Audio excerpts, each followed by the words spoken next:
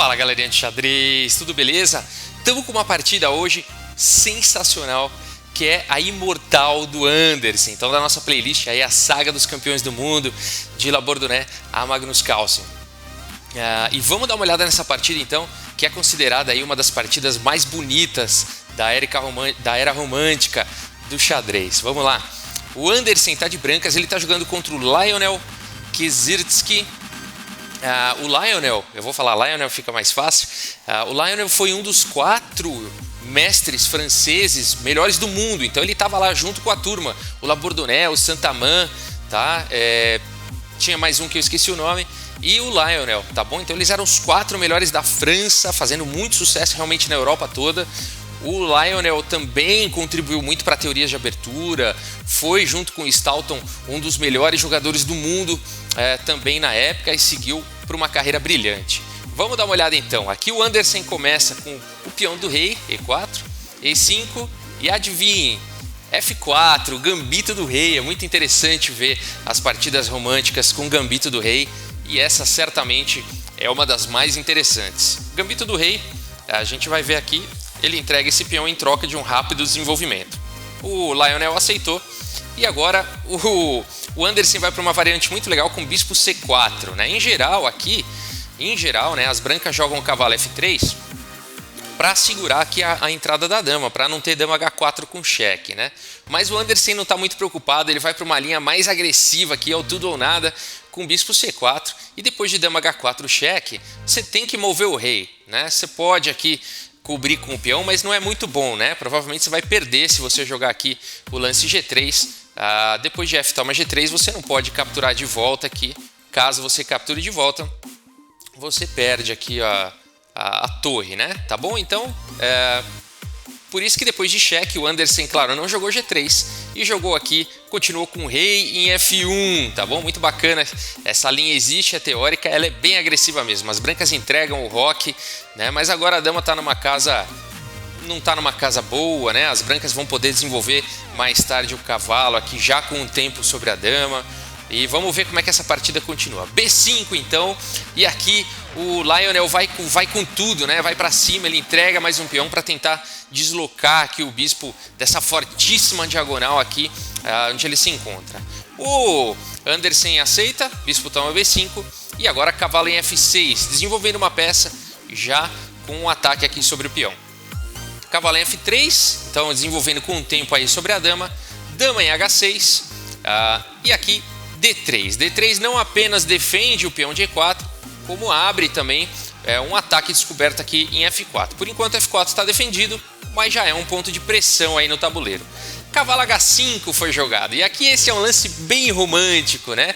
Jogado aqui pelo Lionel, porque ele está movendo a mesma peça mais uma vez. Esse cavalo já foi desenvolvido. Aqui a teoria moderna mandaria você jogar, por exemplo, um cavalo C6 ou até o peão aqui em C6, né? Mais provavelmente aqui o cavalo em C6, desenvolvendo mais uma peça, né? Tentando trazer mais peças aí para a partida, dominar o centro e tudo mais.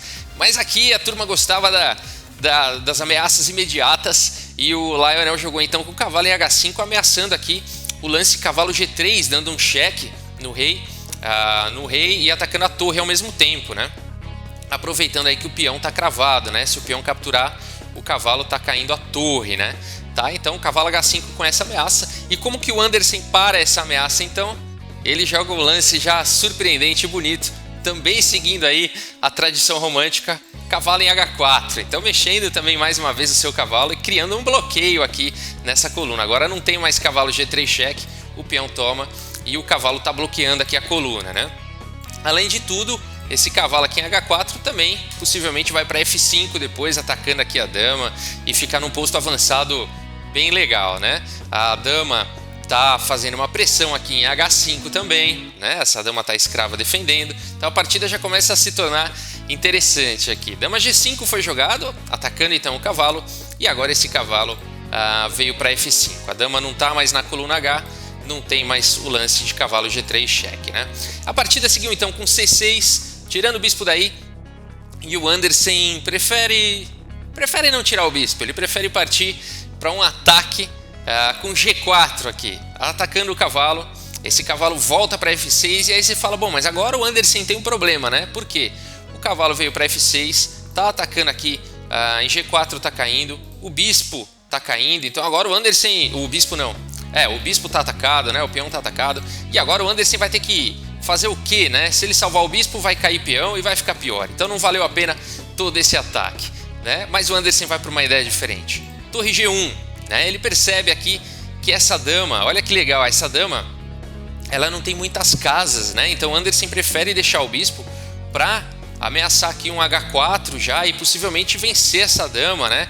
Jogar um H4, depois que essa dama fugir, tentar jogar aí um H5, e aí depois que a dama voltasse para G5, por exemplo, com dama F3 e bispo toma em F4, né? A gente vai seguir para ver essa análise, né? Por exemplo, aqui então, a partida, aliás, continuou dessa forma, tá bom? C toma em B5 foi jogado, então o Anderson sacrificou o bispo, e agora H4. A dama está atacada, ela só tem a casa G6, dama G6, olha que interessante, né? E agora H5, e depois de dama G5 forçado também, são todos lances forçados, dama em F3, olha que bacana.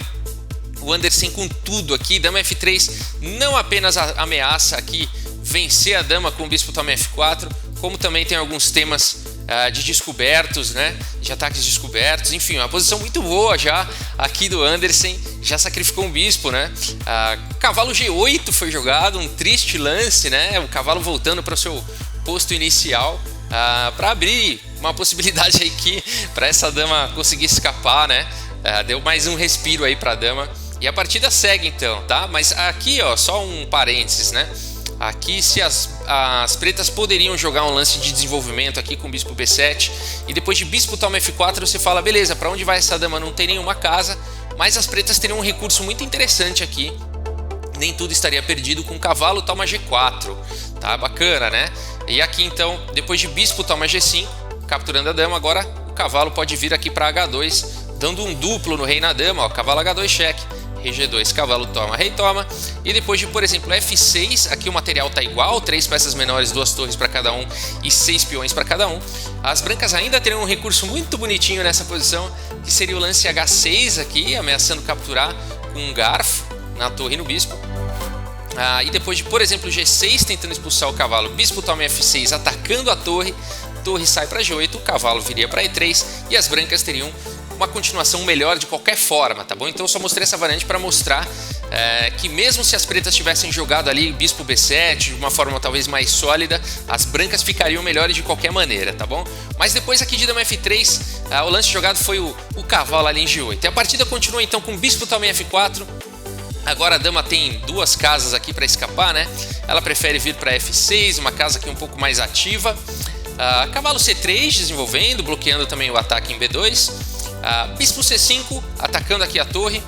E aqui, como proteger a torre, né? O Anderson não está muito interessado em proteger, ele quer atacar. E ele continua aqui com cavalo D5, atacando a dama e abrindo a possibilidade da dama capturar aqui em B2. E é exatamente isso que o Lionel faz. Dama toma em B2. E agora a posição é muito interessante, essa posição aqui do Anderson, né? Porque ele tem a torre atacada, né? Tá com uma pressão aqui nessa torre também, não dá para você tirar, por exemplo, a torre para G2, que aí cai a de A1. E o que jogar, né?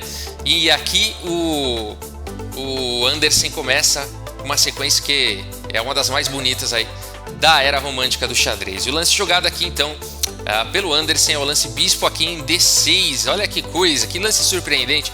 Quantos jogadores jogariam isso, né? Raríssimos. Aqui ele permitindo então, as pretas podem escolher, né, qual torre que elas querem. O bispo pode capturar aqui em G1, a dama pode capturar aqui em A1. E aqui o Lionel vai para o lance bispo toma aqui em G1. Depois a gente vai ver o que aconteceria se a dama tivesse capturado aqui em A1, tá bom? E depois de bispo toma em G1, então como continuar, né? Se você até quiser encontrar esse lance, é um lance muito bacana realmente e muito instrutivo, né? Muito instrutivo realmente.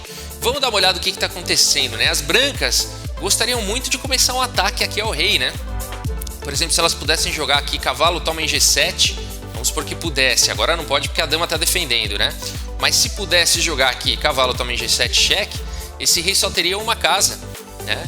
E aí você poderia ter uma sequência, tem que achar algum jeito, né? De de vencer aqui, ó, por exemplo, o bispo C7 dando cheque, seria checkmate, né? Então seria checkmate. Por exemplo, só para ilustrar, né? Se eu vou tirar a dama daqui, só para ilustrar aqui, vou colocar a dama bispo G1, eu vou simular aqui, tá bom? Vamos supor que pudesse fazer isso, tá bom?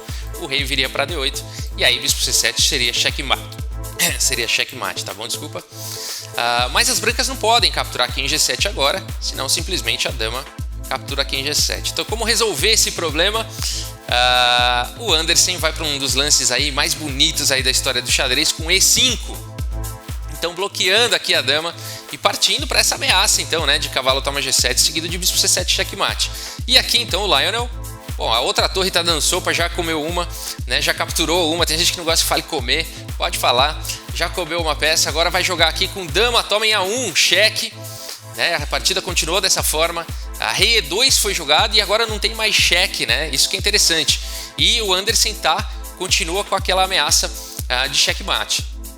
No entanto, aqui cavalo A6 foi jogado, portanto, aqui pelo Lionel. E agora a gente entende, né, o que o cavalo A6 está fazendo. O cavalo A6 está tirando aqui a casa C7 do Anderson, né? E aí eu te pergunto, será que não tem mais essa sequência? E agora, né? Será que furou? Porque agora é tarde, né, Anderson? Você já sacrificou as duas torres. Será que você não viu o cavalo A6? Bom, o Anderson continuou aqui com cavalo tamanho G7 cheque. E aí depois de rei D8 forçado, o que jogar, né? Porque o bispo não pode mais vir para C7, não tem mais checkmate. O bispo não pode vir para E7, o cavalo está dominando essa casa. E aí o que jogar? Como continuar? Será que não dá mais? Será que está tudo perdido aqui para o Anderson? Se você quiser, então, pausar o vídeo, encontrar o lance. Tem uma sequência de checkmate em 2 lances aqui nessa posição. Eu vou dar mais alguns segundos, espero que você encontre. E essa sequência realmente torna essa partida uma das mais bonitas aí da era romântica, né? O Anderson já sacrificou as 2 torres e agora ele tem que arrematar a partida. Espero que você tenha encontrado o lance. Dama F6, cheque. Muito bonito realmente, o rei não tem mais para onde ir. O único lance é aqui o cavalo capturando, foi o lance jogado. E agora sim, né? E agora checkmate. Aqui com o bispo em E7. Foi o lance jogado e foi checkmate. Uma belíssima partida aqui do Anderson contra o Lionel, né? A partida imortal aí do Anderson, talvez a imortal da era romântica, né? Começa com o gambito do rei, né? Tem ali os lances, todas as ameaças, o cavalo, o sacrifício do bispo para tentar prender a dama, e aí esse sacrifício das 2 torres com um bloqueio aqui conseguido de E5, né? É muito lindo o sacrifício de 2 torres, né? Com um E5 depois e esse ataque aqui, o sacrifício da dama e depois o checkmate. Muito bacana, né? Ali eu falei para vocês que eu iria analisar uma posição, seria essa aqui, né? Quando a dama, aqui nessa posição, o lance jogado foi bispo toma... deixa eu corrigir a tela aqui, pronto.